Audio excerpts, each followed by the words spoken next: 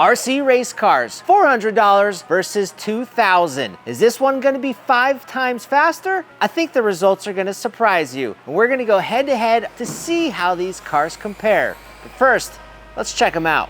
Now for our cars, our $2,000 car is the purebred race car known as the Team Associated B7. And if you've been watching this channel a while, you're probably familiar with this car. It came as a kit that we had to build and assemble and then outfit all of the components separately, which can be an expensive endeavor. So we added all of the different electronics and we added extra parts to go above and beyond the spec that the car would come out of the box. And we even added our own custom paint job. For our $400 car, it's the ready-to-run Yokomo RO 1.0. And it comes built and assembled and programmed with all of the electronics, and it's ready to go out of the box. It even includes the transmitter and a pre-painted body. Now, despite the price differences between these cars, they're super similar. They're both two-wheel drive, rear-driven vehicles. They both have 4-gear transmissions, and they both have mid-motor setups, making them ideal for more high traction conditions. So as far as the platforms are concerned, these two cars are nearly identical, but looking at them, you can tell there are some pretty big differences. On the high-end race car, you'll see things like the aluminum chassis down here. We have carbon fiber shock towers. We have titanium screws, titanium turnbuckles, and lots of aluminum washers, spacers, and nuts used throughout. Not to mention it's been outfitted with high-quality ceramic bearings. Now, despite this, we still have really great items on the Yokomo that are tunable and going to be great for racing, like the threaded bodied shocks. They're just plastic instead of aluminum. We have steel adjustable turnbuckles instead of titanium. The differential on the back is also tunable with different thicknesses of fluids. The whole car is also outfitted with ball bearings, although they're not ceramic. The rear drive shafts are going to be CVAs, they're not dog bones. And then the car is also using an aluminum motor plate. It's just black anodized instead of blue, but it's not plastic.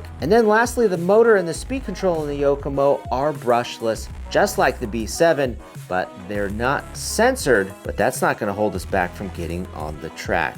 So the Yokomo is a lot less expensive, but it's just as tunable. And I suspect on the track, the performance is going to be really close. So we're gonna go put these cars on the track. Our B7 has tires specifically designed for our carpet surface, where our Yokomo does not. Our first drive with the Yokomo will be with the stock tires though. We'll just try them out, see how well they do, and see how fast they are on the track. One thing to note though about the Yokomo is that it does come equipped with a steering gyro, which you can see down there. And we don't wanna use that for racing, so we're gonna unplug that gyro and remove it from the system, and we're gonna plug in a transponder so we can record our lap times. If you want to race, this is something you'll need to add. It'll probably set you back between $80 to $100 if you buy one used or new, but it's kind of a must-have.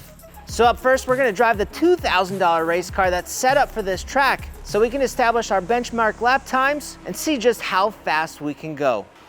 18-2.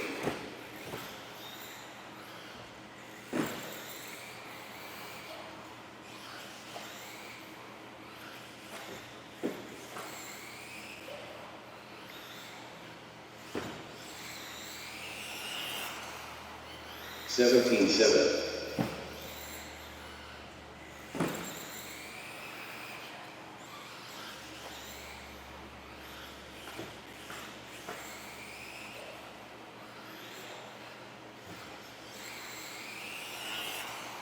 $17.9.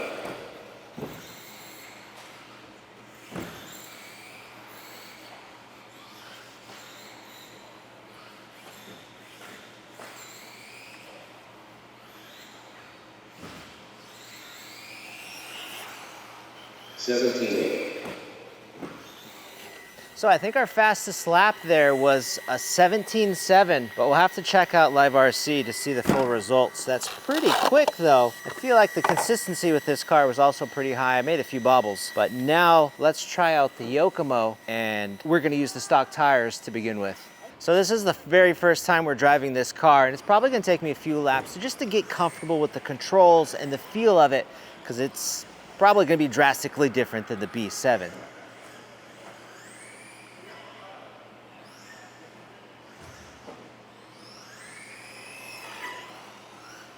20.7.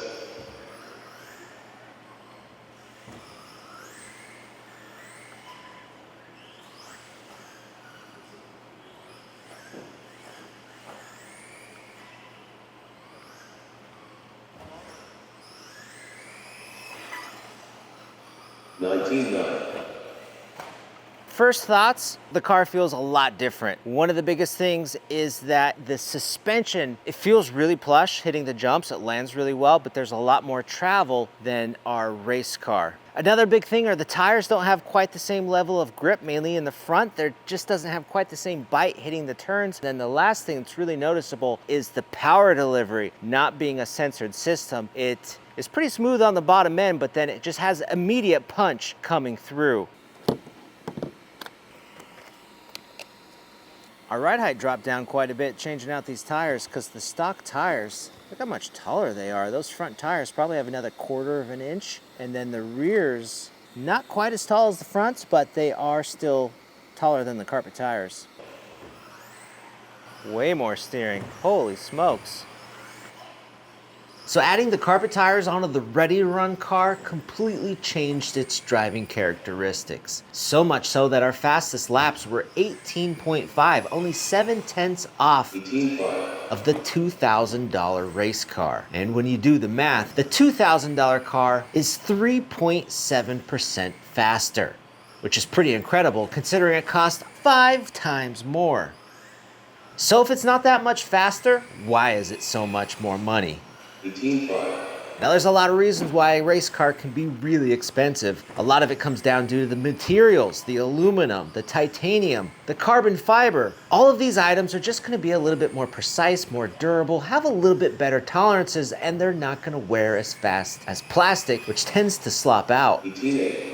The electronics are a lot more expensive for a proper race car, but they're gonna give you a lot more control, more smoothness, better power delivery, and they're gonna be programmable so you can program them and customize them however you want. Even things like the transmitter on the ready to run is just gonna be real basic in what settings it's gonna provide you, where a high quality race transmitter has tons of programmability and custom features that you can set to your preferences. Even things like the spring tension on the wheel and the trigger are customizable. Whether or not you want the wheel down low with the trigger height, it can be set to almost any preference you have. But you need to have preferences in order to know how you want it. And so people who are just starting out or getting into racing probably don't have those things established. And that's why a $400 car might actually be the better option to slowly improve their skills over time. Now don't get me wrong, there are some really big benefits to having all that high-end gear. And if you're at the upper levels of your racing experience, more expensive components are going to be faster for you, even if it's only 7/10 of a second. Lap after lap, that does add up big time. Now let's see how much track experience plays into these cars. I'm gonna drive the cheap $400 ready to run, and somebody with little RC racing experience will be driving the $2,000 car. Who do you think's gonna win? We got Jonah here, he works at AMain Hobbies, and you have years of RC experience, but how long have you raced, or do you have much racing experience? Not in the last 4 years. Okay, it's been a long time. Yeah.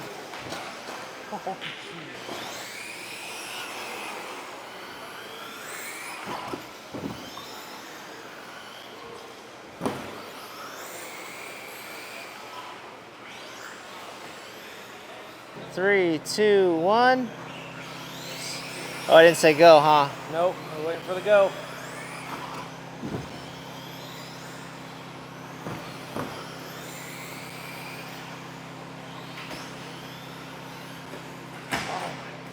Three, two, one, go.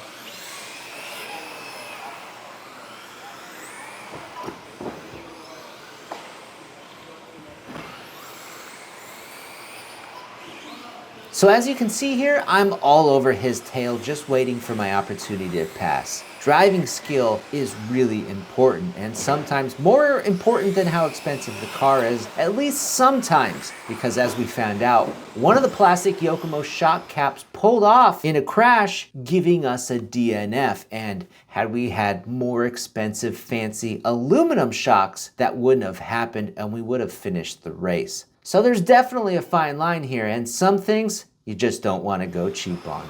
Guys, I hope you enjoyed this video. Go check out our links below for more info on these cars, and thanks for watching.